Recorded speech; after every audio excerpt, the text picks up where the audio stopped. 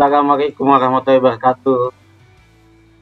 Selamat hari Jumat, teman-teman. Oke, senang sekali akhirnya kembali dengan di sini ya di IC Family ya lewat program kami yang namanya apa? Gerak, ya. Jadi teman-teman hari ini kita bahas beberapa hal tentang koligatif, tapi ini sebenarnya kiriman pertanyaan orang teman-teman kita, ya. Ini dilacak nih, bahas ya, tapi bakal lama juga ya. Memang agak banyak sekali yang dibahas di kuliah. Oke, saya ucapkan terima kasih atas atensinya di channel YouTube kami. Terima kasih sudah like dan subscribe video kami. Semoga kami bisa jadi teman belajar buat teman-teman semuanya. Oke, kita langsung saja ya.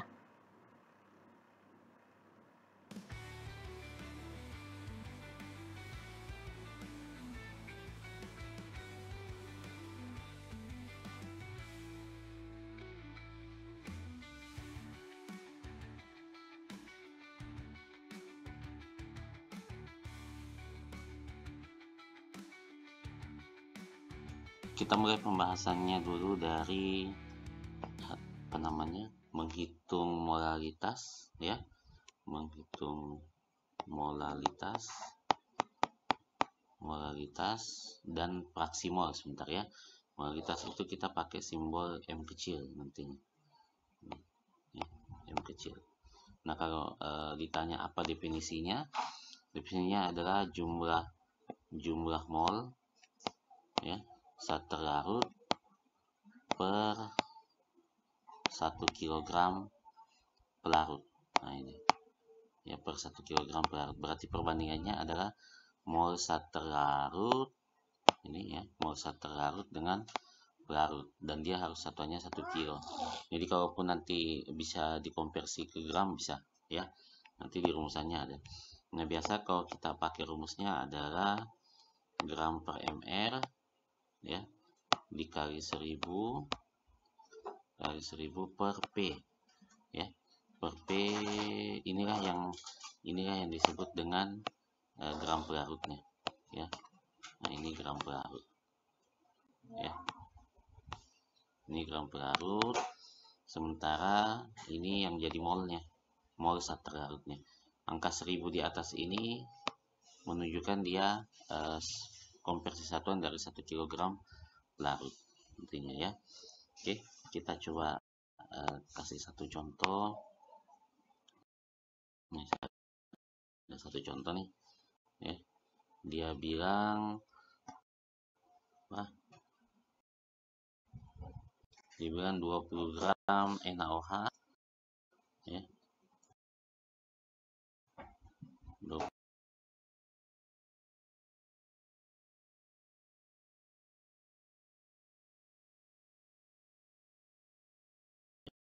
Tinggal kasih gini saja nih molalitasnya ya, molalitas sama dengan, kita langsung masukkan rumusnya saja, angkanya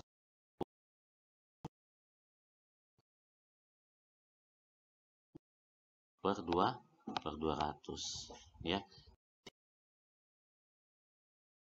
Ini kita ya kan, berarti atau sama dengan 1. Yang lain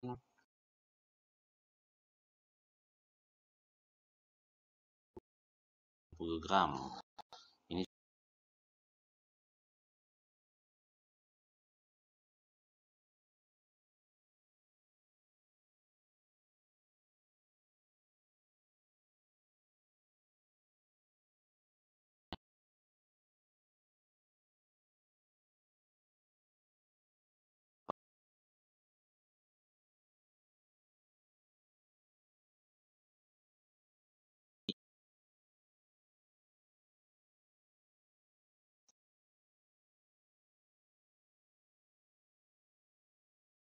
massa terlarutnya ya.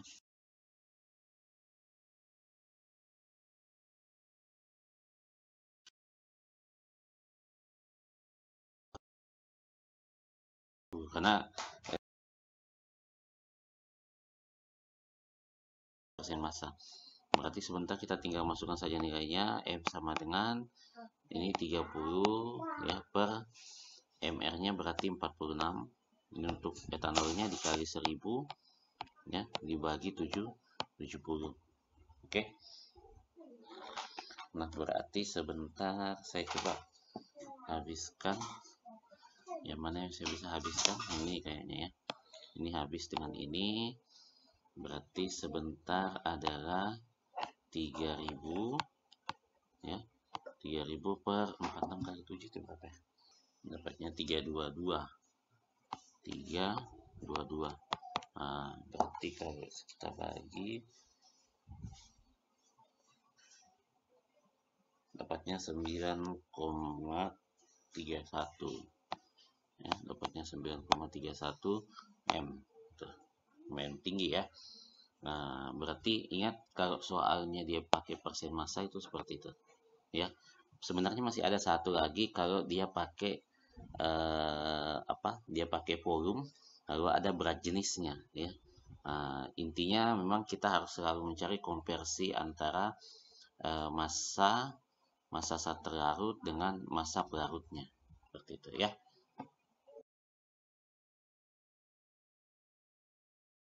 Selanjutnya kita coba bicara tentang fraksi mol ya. Kita bicara tentang fraksi mol ya. Kalau fraksi mol sendiri dia adalah perbandingan, kalau dari definisinya dia adalah perbandingan mol zat terlarut dengan mol total, itu seperti itu ya perbanding definisinya ya. Nah, kalau rumusnya sendiri sebenarnya fraksi mol itu ada dua.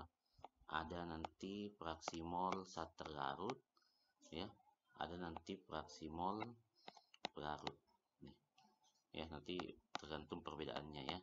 Nah, kalau fraksi mol zat terlarut berarti nanti kita kasih gini nih ya, mol zat terlarut ya itu sama dibagi mol zat terlarut ya, kita tambah dengan mol pelarut nih ya.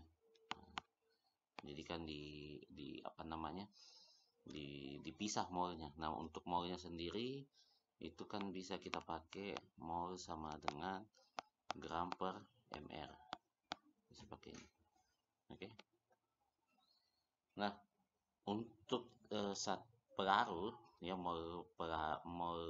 fraksi mol pelarut ya tinggal kita ganti atasnya saja ya, tinggal kita ganti atasnya saja nih ya, mol pelarut ya, mol pelarut ya kita bagi dengan yang bawahnya sama saja langsung ya, mol zat terlarut ditambah mol pelarut. Oke. Nah, kita coba tadi di contoh yang sama, tadi ini nih ya. Saya coba tadi pakai yang ini ya. Anggaplah kita mau menghitung fraksi molnya ya. Ini saya pusing dulu. Jadi memang apa yang dibutuhkan di molaritas itu mirip-mirip dengan yang dibutuhkan di fraksi mol. Ini misalnya saya punya tadi 20 gram NaOH dilakukan dalam 200 gram air. Misalnya yang mau saya tanya adalah, ini bukan molaritas larutan ya, tapi fraksi molnya ya. Misalnya saya tanya fraksi mol zat terlarut berarti fraksi molnya NaOH. Gitu ya. NaOH. Fraksi mol zat terlarut, saya pakai ini aja ya. Sama dengan kita langsung untuk mol zat terlarutnya berarti kan ini 20 per 40 ya, sorry saya urainya lebih bagus dulu ya. Ini fraksi mol zat terlarutnya sama dengan 20 per 40 ya dibagi dengan 20/40 untuk satu ratus tadi ditambah berapa 200/18 nih, ya kan. Nah ini kan bakal habis nih ya, ini bakal habis jadi 0,5 ya, 0,5 ini juga habis dapatnya 0,5. Kalau 200 dengan 18 dapatnya kan, kalau 20 kan 5 koma ya, 5,1. Kita cari nilai tepatnya ya.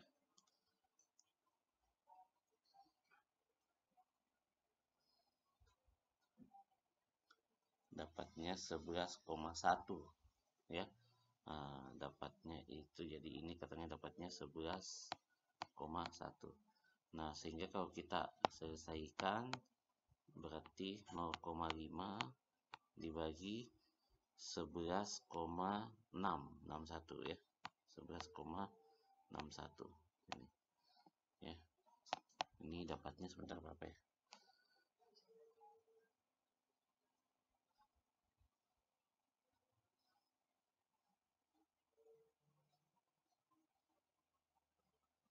Dapatnya 0,04. Dapatnya 0,04 ini ya. Nah, sebenarnya kalau kita mau menghitung fraksi, misalnya disuruh hitung fraksi mol airnya atau fraksi mol pelarutnya, ya bisa kita pakai rumus yang sama ya, XP, tapi di atasnya kita ganti jadi mol pelarutnya, berarti 200 ya.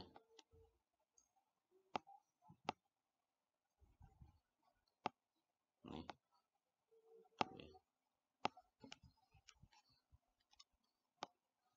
200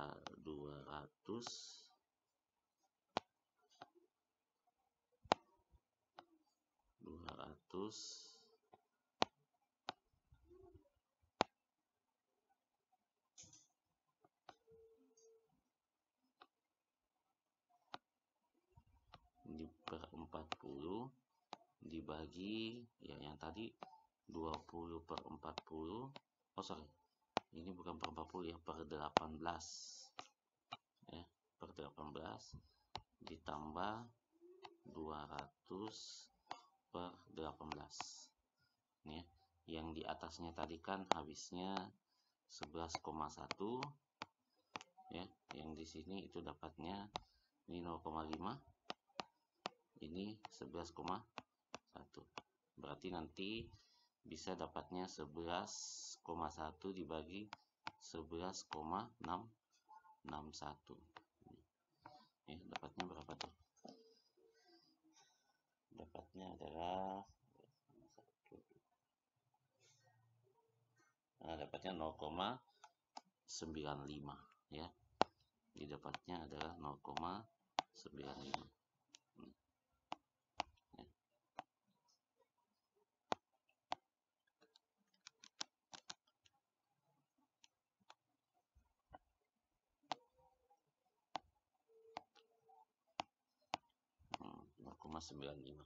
Sebenarnya kalau teman-teman tidak menghitung pakai ini juga bisa, karena kalau aturannya itu kalau XT ditambah XP itu sama dengan 1 sebenarnya. Jadi kalau teman-teman sudah dapat XT-nya ya tinggal di 1 dikurang XT dapat nilai XP-nya gitu ya. Nah, semestinya sih dapat 1 atau mendekati 1 gitu ya. Bisa dulu dia seperti ini sama dengan cara yang tadi sebelumnya.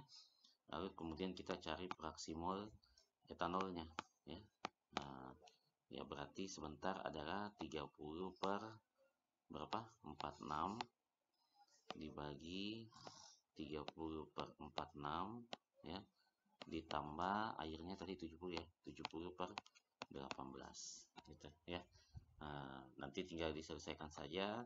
Untuk XP nya ya sama aja, tinggal diganti di atasnya 70/18 ya, dibagi 30/46 ditambah 70/18. Yang penting secara struktural rumusnya teman-teman sudah paham betul. Oke. Nah, jadi kalau dibilang pelarut ya pasti yang airnya. Kalau terlarut ya berarti pasti senyawanya entah itu etanol kah, kalau tadi ada NaOH gitu ya. Oke, selanjutnya kita sebenarnya dari tadi kita menjelaskan requestan pertanyaan dari teman-teman nih. Kalau tadi menghitung fraksi mol dengan menghitung molalitas ya. Lalu yang berikutnya ini adalah memaknai rumus-rumus sifat koligatif ya, sifat koligatif larutan. Sebenarnya saya tidak terlalu paham kalau dikatakan memaknai ya. Cuma mungkin yang dimaksud di kata memaknai itu ya, memaknai rumus-rumus sifat koligatif, rumus sifat koligatif ya. Mungkin detailnya kayaknya maksudnya ya, atau penjelasan detailnya tentang apa saja item yang di dalamnya gitu, ya. Nah, oke, kita coba berkenalan dulu dengan beberapa hal dari sifat koligatif itu sendiri ya. Beberapa yang akan dihitung di sifat koligatif. Sebenarnya ada 4 yang bakal dihitung. Yang pertama itu ya, yang pertama itu ada titik beku ya, atau kita simbol dengan TF. Kemudian ada titik didih ya, kita simbol dengan TB ya, point boil. Kemudian tekanan osmosis atau P ya, dan berikutnya adalah tekanan uap larutan atau P ya. Nah, kita coba runut dari titik beku dulu ya. Kalau kita bicara tentang titik beku ya, titik beku berarti simbolnya adalah TF. Nah, anggaplah untuk menjelaskan semua ini saya coba pakai pelarut air. Oke, karena memang sifat koligatif larutan kan dia bilang larutan, berarti akan ada pelarutnya, ada zat terlarutnya. Nah, jadi begini, anggap kita pakai air ya untuk jadi pelarut. Nah, kalau kita pakai air berarti TF-nya rumusnya adalah 0 dikurang delta delta TF ini ya. 0 itu adalah 0 itu adalah titik beku dari pelarutnya yaitu air. Jadi kalau bukan air ya bisa selain dari 0. Nah, sementara delta TF sendiri ya, delta TF sendiri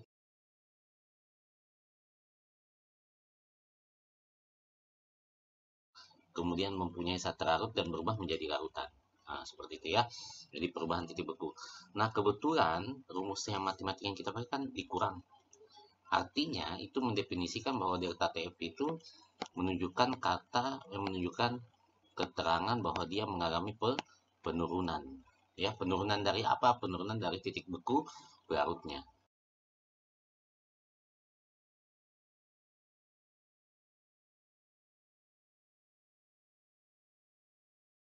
Gitu. Jadi kalau titik bekunya pelarutnya adalah 0, maka titik beku larutannya pasti di bawah 0 dan seterusnya seperti itu karena memang yang dia usung adalah penurunan. Nah, sementara untuk rumus delta TF sendiri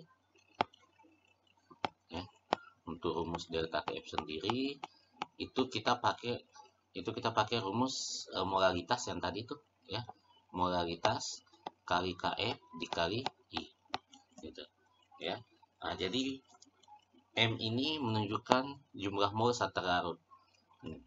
Sementara koefisien beku ini tergantung juga tenaga tetapan untuk air itu sendiri ya, koefisien beku. Jadi kalau bukan air KF-nya juga beda ya. Sementara I, nah ini yang menarik nih. I itu adalah faktor koreksi Van Hoff ya, dimana biasanya kita nulisnya seperti ini. Kalau dia non elektrolit ya, itu sama dengan 1. Kalau dia elektrolit ya, dia elektrolit itu sama dengan N. N itu jumlah ion, bukan mol ya, tapi jumlah ion. Ya, jadi kalau misalnya saya punya ini nih HCl, dia saya punya HCl ya, dia terionisasi menjadi H+ ditambah Cl minus. Ya kan ionnya H+-nya 1, Cl-nya 1, berarti totalnya 2 dan seterusnya gitu. Jadi jumlah ion ya, bukan mol. Nah, kemudian eh, apa namanya? Dari nilai M ini itu merujuk ke zat terlarutnya. karena memang dari segi definisi ini mestinya saya jelaskan di awal tadi ya, atau saya kembali aja nggak apa-apa ya. Jadi kalau kita mau mengatakan sifat koligatif itu apa, ya sifat koligatif itu adalah sifat fisik, nih, sifat fisik larutan, ya, yang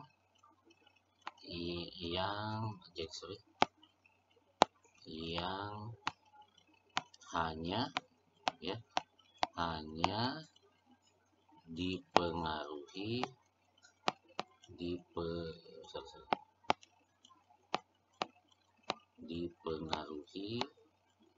ya oleh apa, jumlah zat terlarut, ya. Jadi tidak ada variabel lain kecuali jumlah zat terlarut. Jadi semua rumus yang masuk di sini nanti itu ada hubungannya dengan jumlah zat terlarut. Kalau 0 itu hubungannya sama pelarutnya sendiri, jenis pelarutnya, dan KF-nya juga jenis pelarutnya, ya. Bukan jenis pelarutnya, identitas pelarutnya, karena kalau saya bilang jenis lain lagi nanti masalahnya, ya. Dia tidak bicara tentang jenis larutannya apa, ya. Yang jelas memang dia hanya bicara tentang jumlah zat terlarutnya, gitu ya. Kemudian berikutnya kita masuk di titik didih, titik didih, atau biasa kita simbol dengan TB, ya. Oke. Kalau kita merujuk dari rumusnya sendiri, ya, TB itu misalnya pelarutnya masih air, ya, itu 100 ditambah delta TB, ya. Nah, angka 100 ini kan rujukannya adalah titik didih si airnya. Nah, sementara tanda tambah plus delta tanda tambah ini itu menunjukkan delta TB ini dalam keadaan kenaikan. Kenaikan dari posisi semulanya. Kenaikan dari mana? Kenaikan dari titik didih pelarutnya.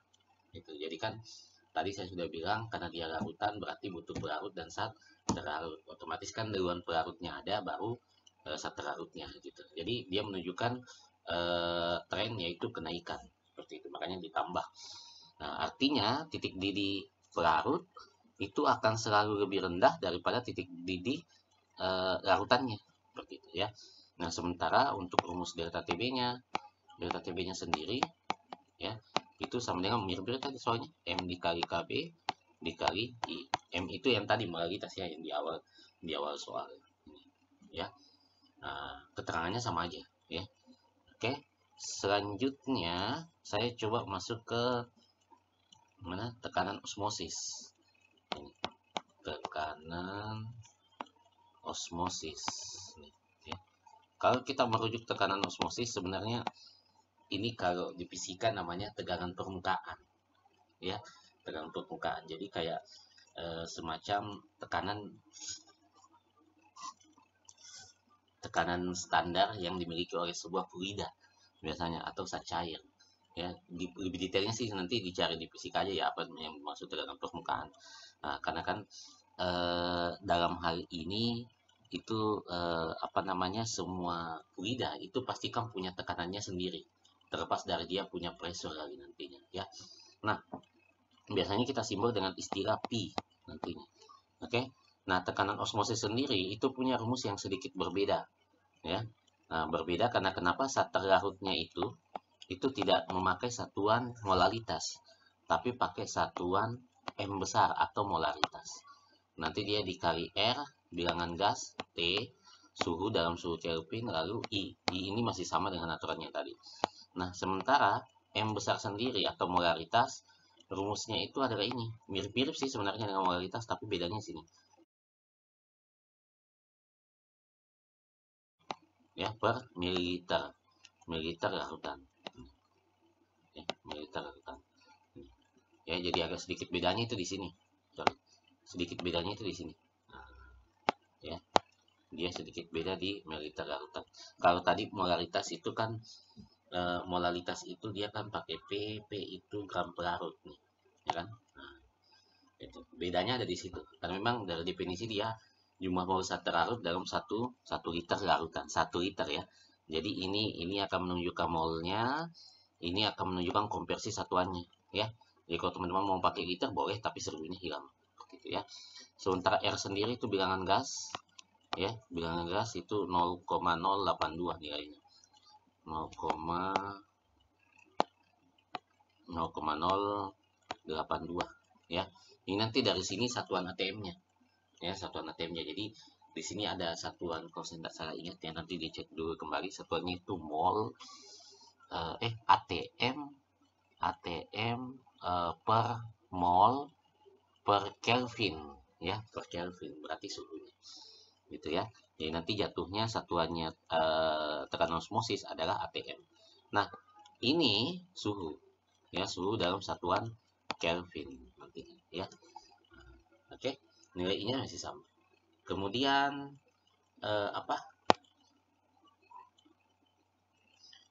tekanan uap larutan. Tekanan uap larutan.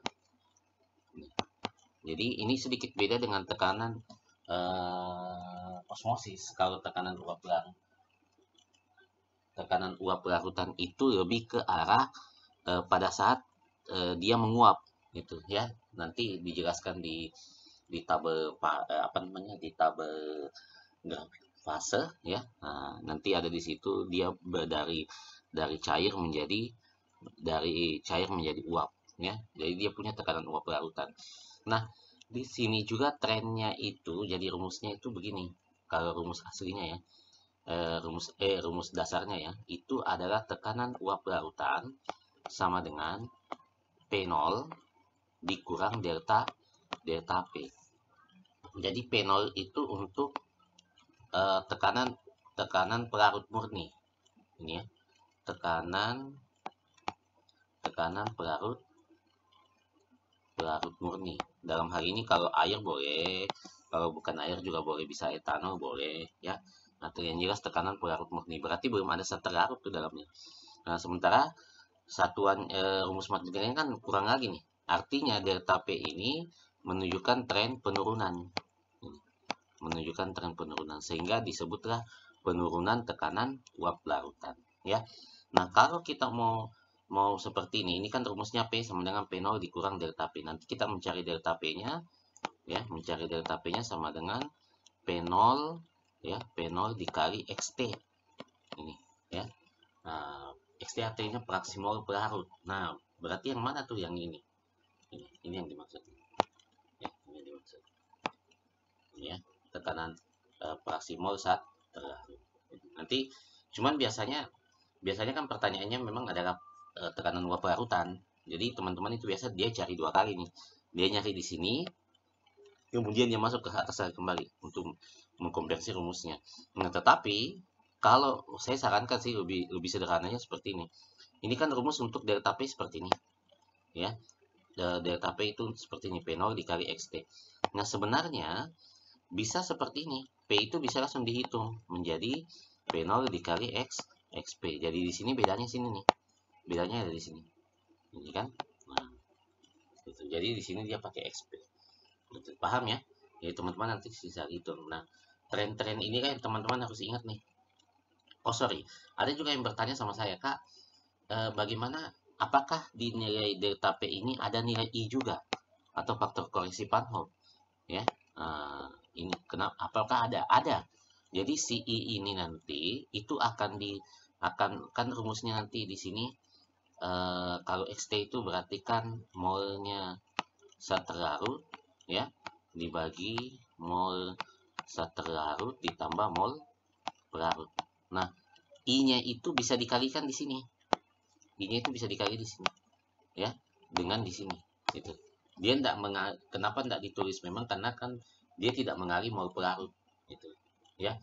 Karena faktor koreksi Van Hoff itu adalah melibatkan derajat ionisasi dari setiap zat terlarutnya. Nah, nanti akan dibahas di pertanyaan terakhir nantinya ya. Oke, jadi nilai I sebenarnya bisa masuk. Cuma pada umumnya untuk yang tekanan uap ini biasanya lebih sering pakai non elektrolit sehingga I-nya itu biasa 1. Ya, karena kenapa? Karena kan non elektrolit itu rata-rata memang sifatnya volatil atau gampang menguap. Sementara beda dengan senyawa-senyawa yang elektrolit yang memang agak susah menguap. Tanpa pemanasan mereka agak susah menguap. Ya, misalnya kayak larutan garam itu kan agak susah menguap tuh. dibandingkan dengan alkohol. Alkohol itu lebih gampang menguap nantinya. Oke, terima kasih.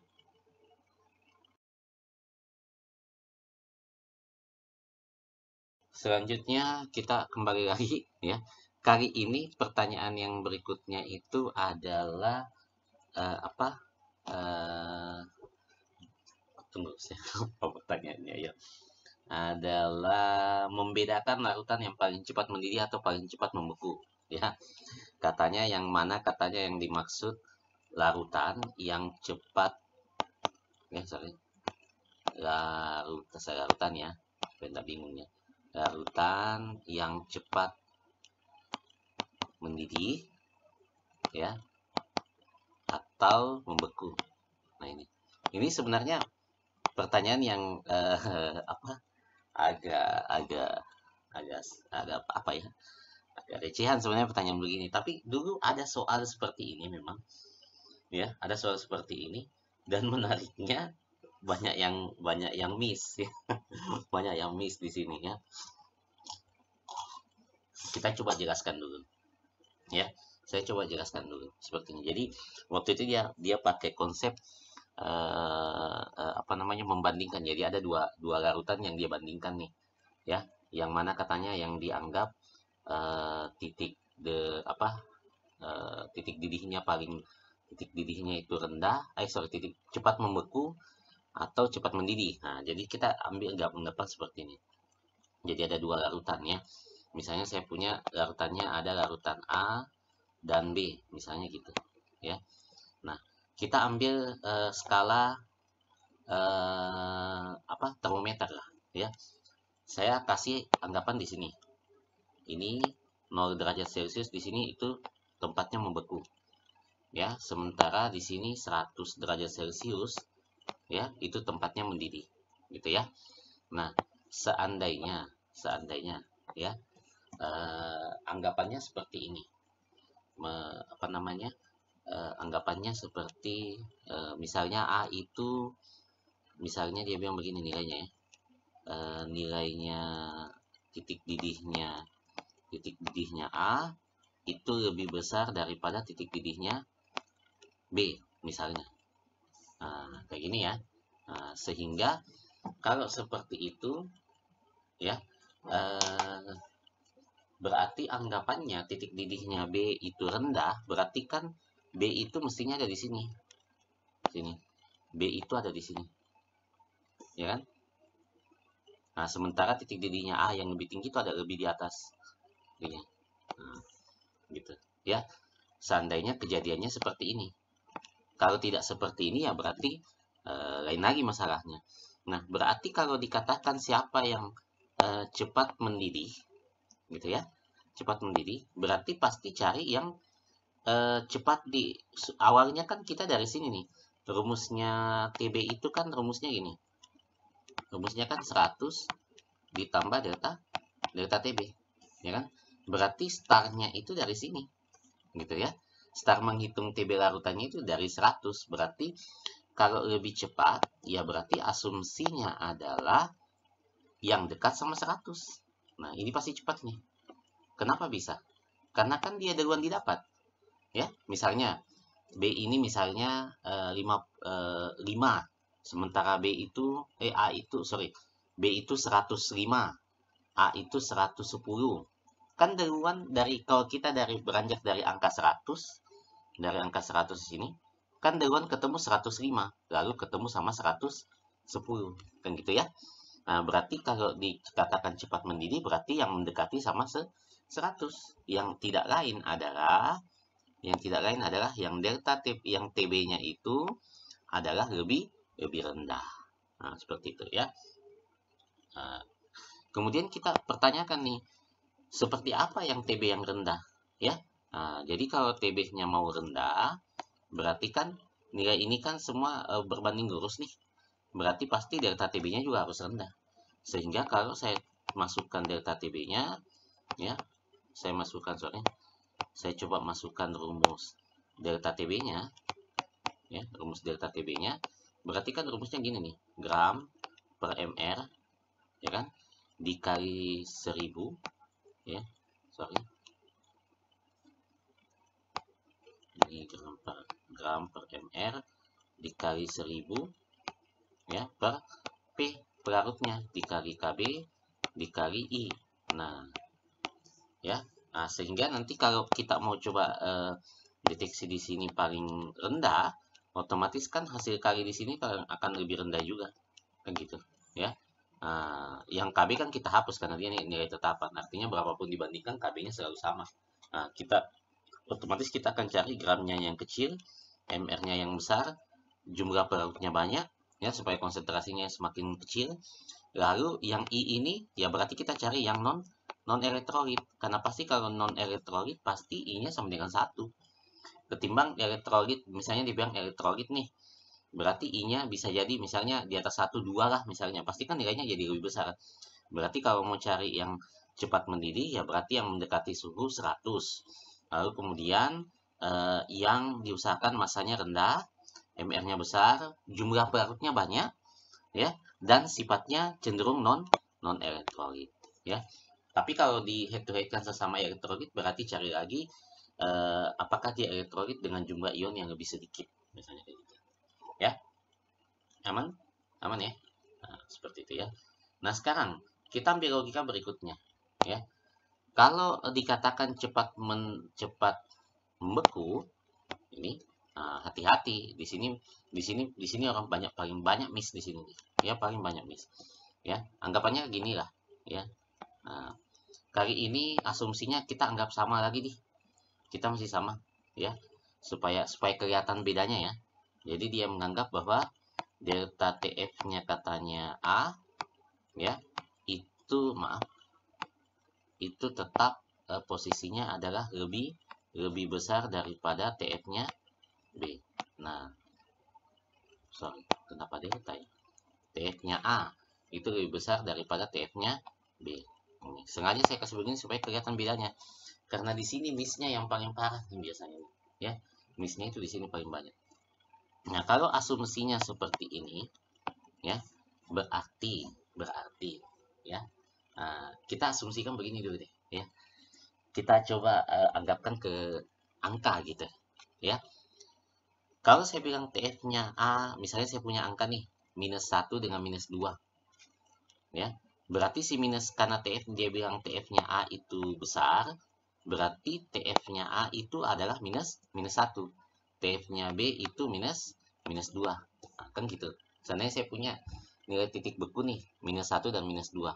Kalau anggapannya TF-nya A itu lebih besar daripada TF-nya B, berarti yang A akan dapat minus 1, ya, yang B akan dapat minus 2. Karena kan lebih besar minus 1 ketimbang minus 2. Kan gitu kan. Nah, dalam analisa graf bilangan bulat, urutan bilangan bulat, kalau kita mau runut, ya, minus 1 kan ada di sini nih. Betul? Ya. Sementara minus 2-nya kan ada di sini. Ini. Ya kan? Berarti ini adalah A, ini adalah B. Misalnya gitu. Ini hanya pemisahan ya. Nah, sehingga kalau kita merujuk kembali di rumusnya TF, rumusnya TF itu kan TF itu sama dengan apa? 0 dikurang delta TF. Gini. Ya kan? Nah, kalau seperti itu berarti kan kita harus cari, coba perhatikan baik-baik ya. Cepat membeku. Dari sini kan kelihatan nih. Startupnya dari mana? Dari 0 kan?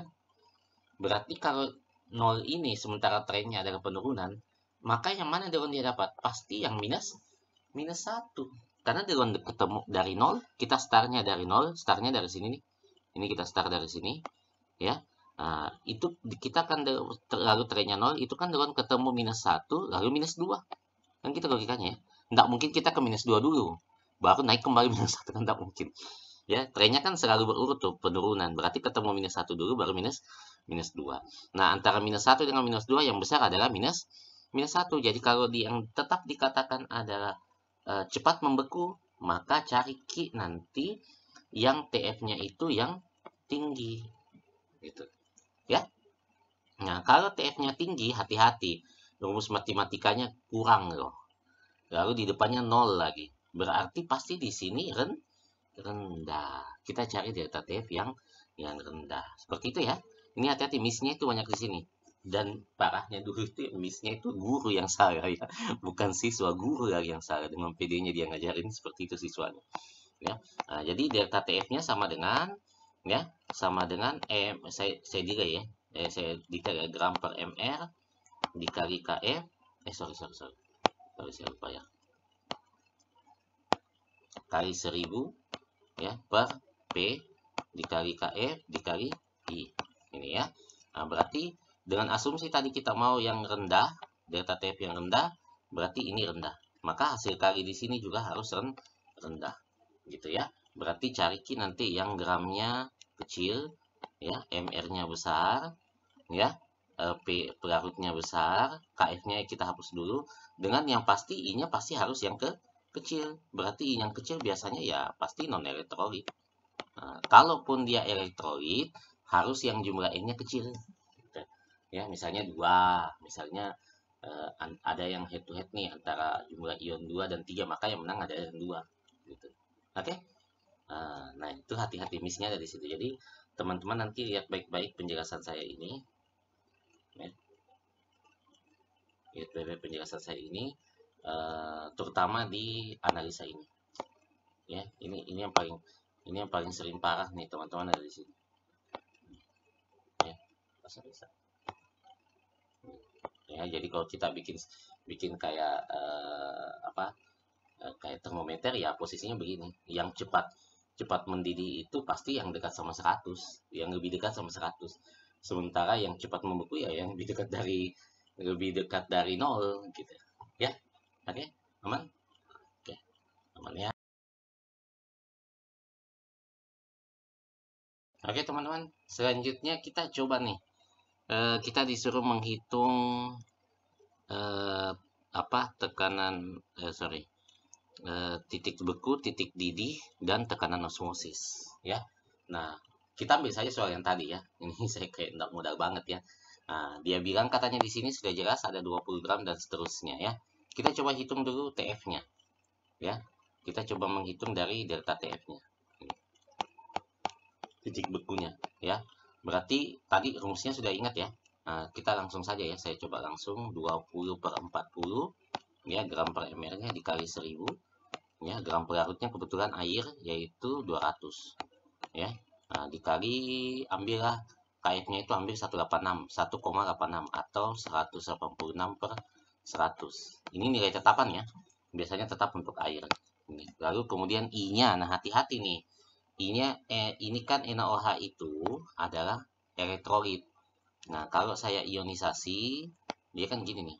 NaOH kita diionisasi Na plus 1 ditambah OH minus. Ini 1, ini 1, berarti totalnya 2 ya. Elektrolit itu berarti jumlah I-nya ya, jumlah N-nya kalau dia elektrolit. Sebenarnya rumusnya I itu tidak sesederhana itu, tapi nanti saya jelaskan ya. Nah, jadi untuk saat ini, jadi rumusnya I sebenarnya itu ini. Begini ya, kita tulis dulu ya. 1 ditambah N dikurang 1 dikali alfa. N ini jumlah ion. Alfa ini derajat ionisasi atau derajat disosiasi sama aja ya. Nah, nanti cuman kita biasanya nembak gitu, kalau tidak ada nilai alfanya kita langsung nembak aja bahwa kalau dia elektrolit dia sama dengan N-nya atau jumlah ion. Kalau elektrolit berarti dia sama dengan 1. Oke, kita coba berarti di sini dikali 2. Ya, kita coba selesaikan. Berarti ini kan habis sisa 2, ini habis sisa 5. Oke, lalu mana lagi yang bisa saya habiskan? Yang mana lagi yang bisa 2 ini ya. 2 dengan 2 di atas. Oke, habis ya. Nah, berarti sisa berapa nih? Sisa 186 dibagi 500. Berarti 0, ya. Ya, ini kan 500 nih. Ini kan 500 ya. Berarti 186 bagi 500. Dapatnya berapa ya?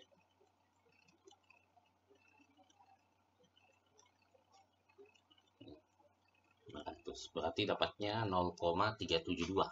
Dapatnya 0,372. Artinya kalau air pelarutnya tadi air adalah berarti 0 dikurang 0,372. berarti nilainya hanya minus 0,372. Oke, aman ya. Nah, sekarang kita lanjut. Kalau misalnya dia adalah titik didih, kita coba hitung titik didihnya ya, delta TB ya. Saya langsung masukkan juga angkanya kembali ya, karena kan sama aja ya.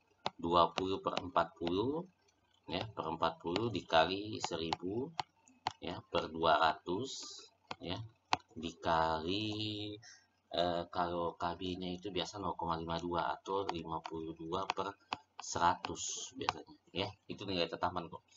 Dikali I-nya masih 2 ya. Nah, oke, ini habis sisa 2 ya, 2-nya lagi habis sama ini. 2-nya habis ini habis sisa 5 ya. Sisa 5. Lalu kemudian mana lagi yang bisa saya habiskannya? Oh, ini 2 ini dengan ini habis ya kan, berarti sisa 5 dikali 52 bagi 100 ya, berapa tuh? Kayaknya dapat berapa tuh? 5 dikali 52 enggak, itu dibagi 100 berarti dapatnya 2,6 ya, dapatnya itu sama dengan 2,6. Jadi TB-nya ya 100 ditambah 2,6 atau 102,6 ya. Oke, aman ya. Nah, sekarang misalnya gini nih ya, misalnya gini, mana, misalnya tekanan osmosis ya. Selanjutnya saya ke tekanan osmosis. Ini sudah saya hapus saja ya, saya hapus ya, di capture aja dulu ya. Oke, saya hapus ya.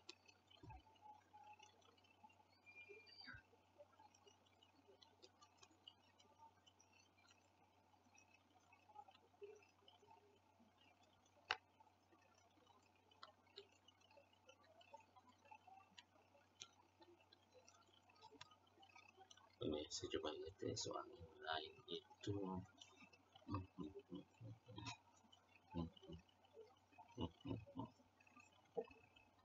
adalah ini aja deh, lebih gampang hitungnya juga ya.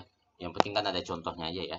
Nah, kita langsung masuk saja, langsung Pi sama dengan, ada yang harus saya tambahin suhunya.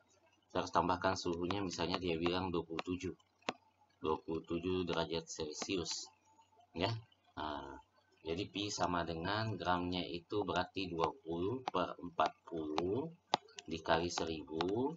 Nah, kebetulan banget nih, dia bilang kan 200 gram air ya kan, ini dia bilang kan 200 gram air. Nah, NaOH itu kan padatan dia itu caustic soda. Berarti kalau ditanyakan volume larutan, berarti satu-satunya disumbangsi oleh volume air itu sendiri. Nah, air dengan volumenya, masanya dengan volumenya kan sama, berarti sama-sama 200 ini ya. Itu maksudnya ya. Jadi penjelasannya itu kebetulan, karena kebetulan jumlah airnya beda. Seandainya tadi nih kayak gini nih, kayak mana ya tadi ya, ini ini kan etanol itu kan cairan ya, etanol itu cairan, airnya juga cairan, berarti volumenya bisa jadi tambahan dari etanol dengan air. Sayangnya di soal ini berat jenisnya etanol nggak ada, sehingga ini agak susah dikonversi menjadi volume. Nah, kalau air kan volumenya kan satu, massa jenisnya kan satu. Tapi kalau ada tinggal dikalikan saja ya. Nah, itu jadi massa, jadi volume larutan. Oke, lanjut dikali R itu 82/1000 ya, per 1000 dikali T 27 berarti 300 ya, dikali 2 ini. Nah, oke, saya coba habiskan, ini habis sisa 2, 1000-nya habis sama-sama, lalu 200 ini itu kan habis dengan yang ini. Oke, aman ya. Nah, kembali si 2 ini habis dengan 2 yang atas. Oke, lanjut, masih ada kan ya yang mau dihapus ya, kayaknya ada ya, ini kayaknya ya. 2 dengan 82 dapatnya 41. Itu ya, berarti 41 sisa masih ada nggak ya? 82 duanya. Oh, berarti sisa 41 kali 3 ya. 41 kali 3 berarti dapatnya berapa itu? Dapatnya 3, 12, oh 123 ATM. Waduh, lumayan lah, yang tinggi ya. Nah, bagaimana tidak ya, 20 gram NaOH ya, 20. Lalu suhunya 27 derajat tuh ya. Nah, gitu. Oke. Ini akan lebih rendah kalau dia non elektrolit.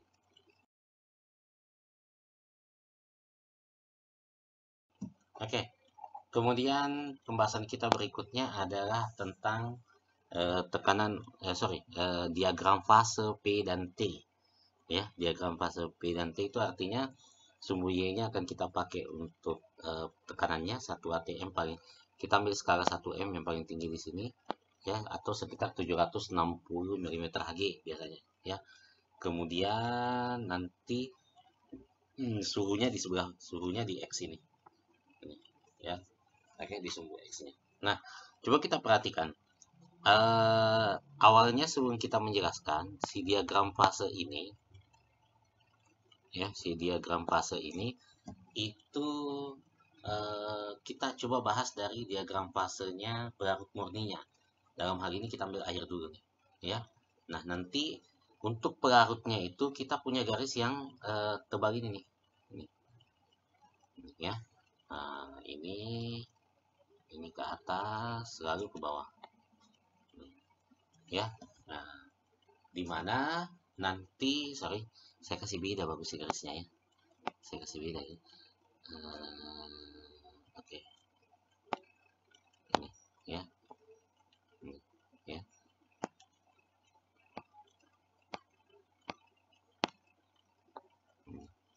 Ya.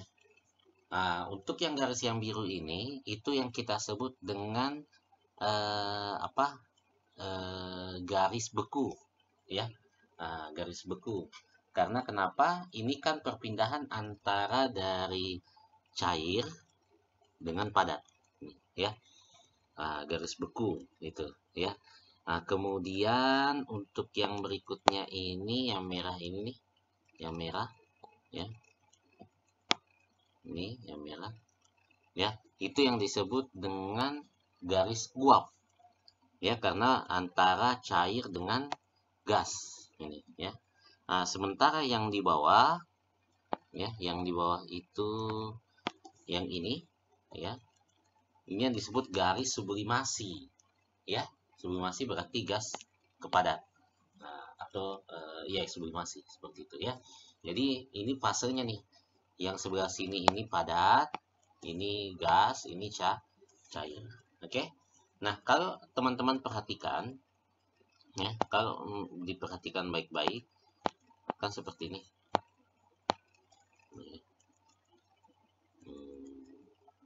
Seperti warna apa ya? Ya. Nah, teman-teman coba perhatikan. Pada saat pada saat tekanan 1 atm ya, itu kan titik ketemunya dengan apa? Dengan eh, apa? Cair dari cair ke padat atau membeku itu kan di sini. Titiknya kan ada di sini. Nih, ya kan? Itu kalau kita tarik ke bawah seperti ini, ya, itu kan berarti tadi kan ini garis yang awal untuk pelarut saja, ya, untuk pelarut saja. Berarti ini kita bisa definisikan sebagai TF pelarut. Ini, TF pelarut, gitu, ya. Nah, sementara titik di mana dia ketemu untuk dari cair ke gas atau mendidih itu ada di sini ya. Nah, titik ketemunya dari situ, dan itu kalau kita tarik ke bawah suhunya itu yang ini ya. Nah, sehingga itu kita bisa katakan sebagai TB-nya pelarut, nah, karena masih pelarut ya gitu. Oke. Nah, sekarang kalau saya punya garis berikutnya nih ya, saya punya garis berikutnya yang ini nih ya. Saya punya garis berikutnya yang ini ya. ya. Ini yang tanda putus-putus nih, ya kan? Ini. Nah, oke. Oh sorry, saya ada lupa yang ini. Ini kan ada titik triple atau triple point, tempat ketemu antara ketiga fase itu. Itu kalau saya tidak salah ingat, suhunya itu dia antara sekitar 0,01 derajat Celcius atau sekitar 273 lebih, ya, 273 Kelvin lebih, gitu ya. 273 ya, lebih, 0,1,16 kayaknya ini. Sementara kalau tekanannya sendiri itu di sekitar 0,006 nih. Kalau tekanannya itu dia sekitar di angka 0,006 atm, gitu ya. Nah, jadi kalau dia pas mendidih itu di 1 atm, pas di saat membeku itu dia di 1 atm, gitu ya. Nah, kemudian saya lanjut kembali. Ini kan ada garis ini nih, garis ini ke bawah. Nah, titik ini yang hijau ini itu menandakan dia larutan, untuk larutan. Nah, artinya apa? Coba Anda perhatikan, ya. Titik ketemunya antara cair dan padat atau membeku itu ada di sini, ya, untuk larutan, ya kan? Sehingga kita bisa definisikan yang di bawah ini kalau kita tarik rumusnya itu kan berarti bisa kita anggap dia sebagai TF TF larutan, gitu ya. Nah, sementara untuk titik didih ke titik ketemunya dia ada di sini. Nah, itu untuk didihnya, sehingga yang ini bisa kita definisikan sebagai TF-nya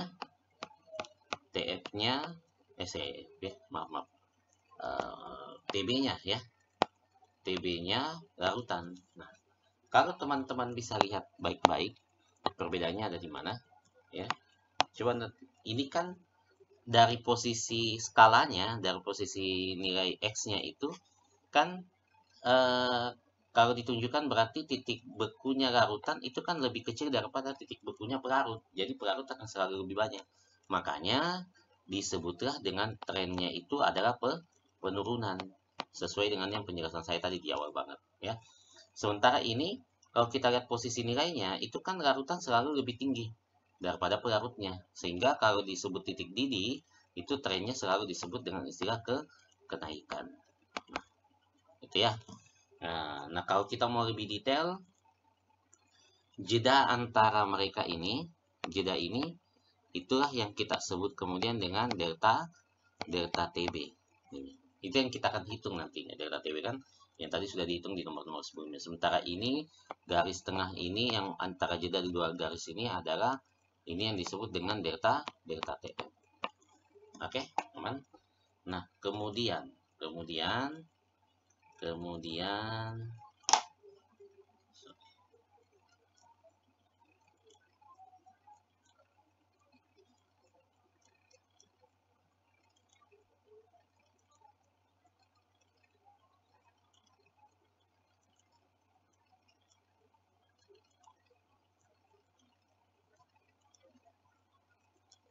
ya.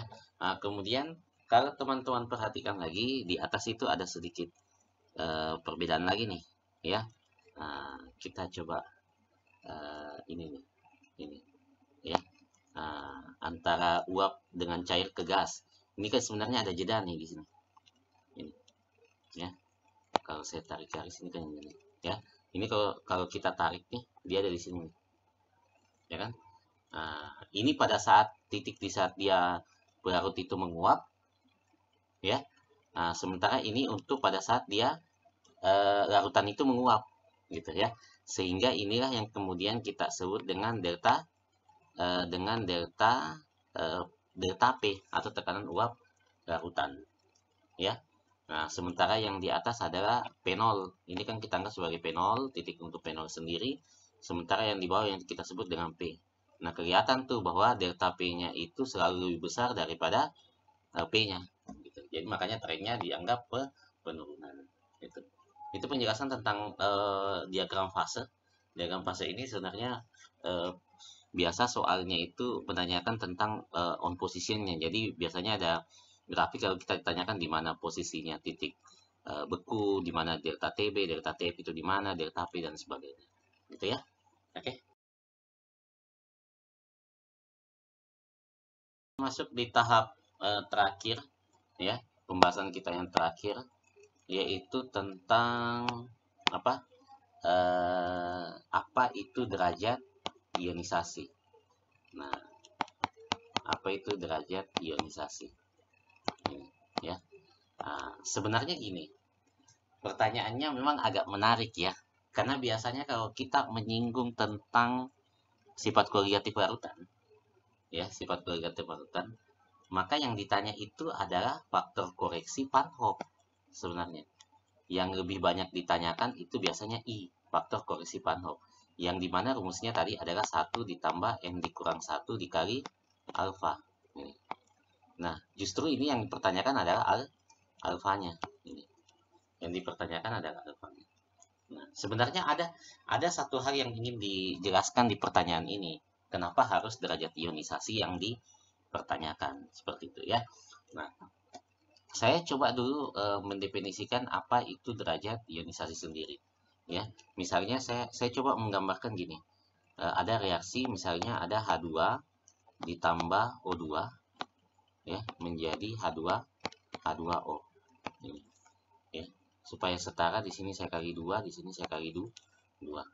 Nah, ini keadaan mula-mula atau awal ya. Ini keadaan mula-mula. Ya. Keadaan mula-mula. Nah, ya. Lalu keadaan bereaksi. Ya, lalu keadaan akhir reaksi. Ya. Nah, kita coba dulu. Ya. Nah, jadi anggaplah seperti ini ya. Saya menganggap seperti ini. Misalnya nih ya, H2-nya itu tersedia berapa mol ya bagusnya? 1 mol misalnya ya. Dia tersedia 1 mol. Sementara O2-nya itu tersedia 2 mol. Sorry. 4 mol lah misalnya. Ya. Misalnya 4 mol. Ya. Nah, sehingga nanti kan yang menjadi reaksi pembatas dari sini kan kelihatan nih, pasti yang 1 mol ini. Oke. Nah, sehingga nanti yang jadi reaksi pembatas itu kan berarti yang habis, ya, yang habis. Tinggal nanti di sini tulisannya 1, ya, 1 mol, ya. Sementara di sini juga, di sini nanti jadi bukan malah 1 di sini ya. Kalau 1 mah kekecilan kayaknya ya. 2 deh, 2 ya. Kalau 1 kayaknya kekecilan ya. Ya, saya ganti deh, misalnya jadi 2. Ini, ya. Ini jadi 2 mol ya. Ini berarti kan tetap nanti yang akan jadi reaksi pembatas yang ini ya, sehingga nanti di sini kan 2, sini 2 mol, di sini supaya bisa dapat sini kan 2 bagi 2, 2 bagi 2 2 kali 1 bagi 2 berarti dapatnya 2 ya kan, 2 1 ya, maaf dapatnya 1 mol. Nah, sehingga pada akhir reaksi nanti tersisalah nanti ini habis, ini tersisalah 3 mol. Gitu. Nah, dari sini muncul nih nilai alfa nih, ya. Dari sini muncul nilai alfa, ya.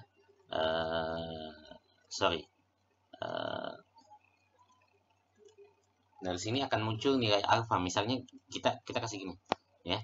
Kita kasih gini. Ini saya hapus, ini saya kasih 0, ya. Nah, berarti anggaplah saya punya nilai alfa begini. Saya pertanyakan berapa nilai alfanya H2. Nah, ya kan, nilai alfanya H2. Rumusnya alfa itu adalah mol terurai, ya, mol terurai, atau sorry jangan terurai, saya pakai kata aslinya yaitu mol bereaksi, ya, dibagi mol mula-mula. Ini mol mula-mula. Oke. Nah, berarti kan nanti kita kasih masuk mol bereaksinya yaitu 2. Oke. Kemudian mol mula-mulanya juga 2, ya, dikali 100%. Ya, dapatnya sebentar adalah 100%. Kan gitu ya. Nah, artinya karena dia tidak ada tersisa, maka semua H2 yang tersedia dari awal yaitu 2 mol habis bereaksi juga sejumlah 2 mol. Berarti dia bereaksi sempurna. Itu yang dikatakan derajat ionisasi 100%. Gitu. Tapi seandainya pertanyaannya adalah alfanya O2. Alfa dari O2. Nah, kalau menurut rumus ini, mol bereaksinya O2 kan 1. Ini kan?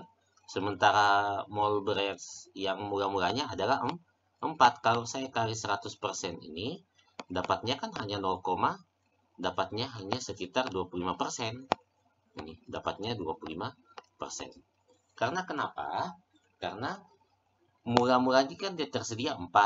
Dia tersedia murah-murah 4. Tapi nyatanya yang bereaksi hanya 1. Nah, hanya 1. Jadi kan ada yang sisa. Yang sisa itu kan tidak dianggap tidak bereaksi dalam hal ini, gitu ya. Sehingga alfanya itu turun jadi sekitar 25%. Gitu.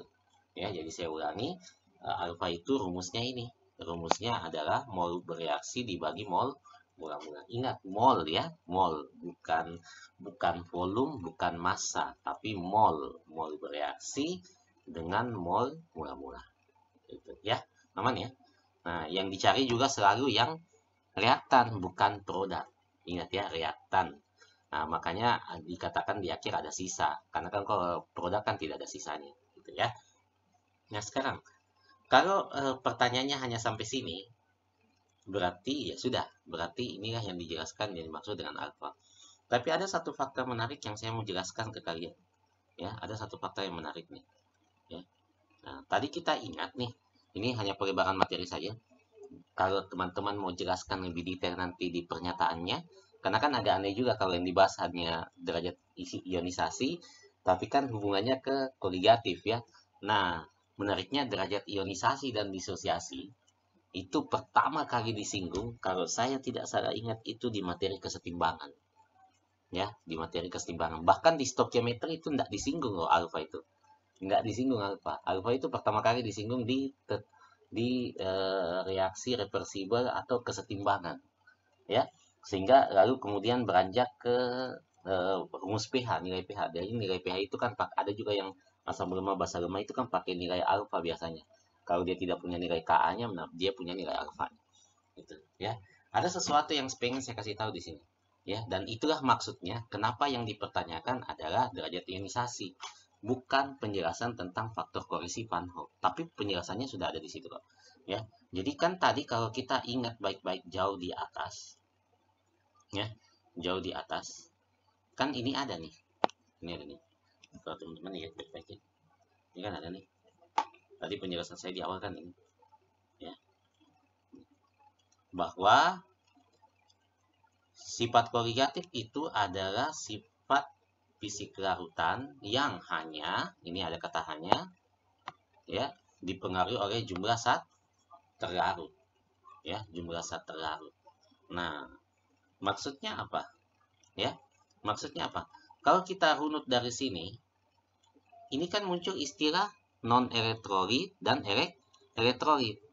Nah, itu kan merujukannya, kalau ini kan kita, rujukannya ini kan pasti kita akan lari ke jenis. Gitu kan? Nah, kita akan lari ke jenis larutan. Gitu. Ya, bukan jenis pelarut ya, jenis larutan ya. Jenis larutan kan non-elektrolit berarti tidak bisa menghantarkan listrik, elektrolit bisa menghantarkan listrik. Itu bicara jenis zat terlarutnya, jenis larutannya ya. Nah, kalau teman-teman lihat dari sini kan ini kan kalimatnya adalah jumlah zat terlarut. Ini jumlah zat terlarut. Itu ya. Nah, teman-teman bisa lihat ya. Hanya dipengaruhi oleh jumlah zat terlarut dari sini nih. Ya. Nah, tidak ada dia bilang jenis. Ini nggak ada nih. Ini nggak ada nih jenis larutan nih. Ya. Tapi kok di sini ada? Ya, di sini ada non-elektrolit dan elektrolit. Nah, di situ ya. Nah, dari sinilah sehingga sebenarnya kenapa harus dijelaskan itu derajat ionisasi, karena saya coba ngambil dulu tadi istilah yang tadi tuh. Nah, tadi kalau non elektrolit I-nya sama dengan 1. Kalau elektrolit I-nya sama dengan N atau jumlah ionnya. Saya coba cari runutannya dulu. Kenapa bisa ada seperti itu? Ya. Yang menarik adalah kalau dia rumusnya misalnya kayak gini ya, I sama dengan 1 ditambah N dikurang 1 dikali alfa. Ya, nah dikali alfa. Nah, alfanya ini yang beda-beda nih. Ini yang beda-beda. Ya, kalau dia non elektrolit, ya, alfanya itu pasti under 100. Under 100%.